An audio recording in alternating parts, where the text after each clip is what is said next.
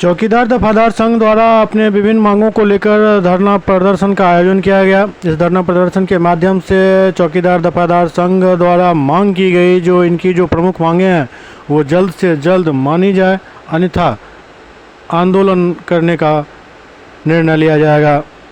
देना होगा, देना होगा, देना होगा। जैसा नौकर थानेदार वैसा नौकर चौकीदार, रेट बेगारी नहीं करेगा, नहीं करेगा। जैसा नौकर थानेदार वैसा नौकर चौकीदार।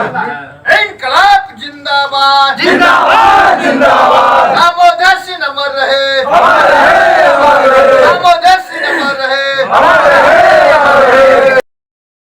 आज दिनांक 22/10/2024 को एक दिवसीय धरना प्रदर्शन का कार्यक्रम हमारे प्रमंडल आयुक्त महोदय के समक्ष रखा गया है, जिसमें हमारी मुख्य मांग है स्वैच्छिक सेवानिवृत्त को पुनः बहाल करें और 1/1/1990 से 5/3/2024 के पूर्व बचे हुए एफजी आश्रित हमारे हैं जिसको बहाल करें और 5/3/2014 से अब तक जो भी साथी बने स्वैच्छिक सेवा का लाभ जिन्हें नहीं मिला है उन्हें पुनः लागू बिहार सरकार द्वारा लागू करा करके सभी को स्वैच्छिक सेवा का लाभ पुनः सरकार दे।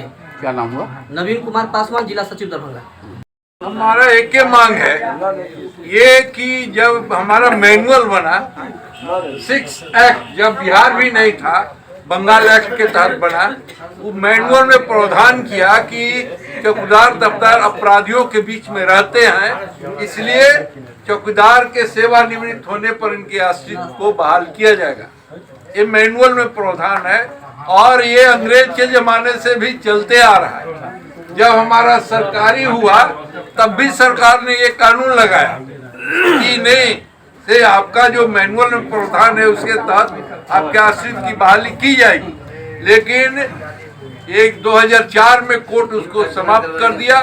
फिर नीतीश जी की सरकार आई तो उन्होंने गंभीरता पूर्वक विचार करते हुए कहा कि नहीं, चौकीदार दफ्तर के आश्रित की बहाली होनी चाहिए और वो होती रही है। 25/2/23 को समाप्त कर दिया गया है। तो हमारा यही मांग है कि जो हमारे लोग छूट गए हैं या सेवानिवृत्त होने वाले हैं उनके आश्रित की बहाली का प्रावधान करे सरकार।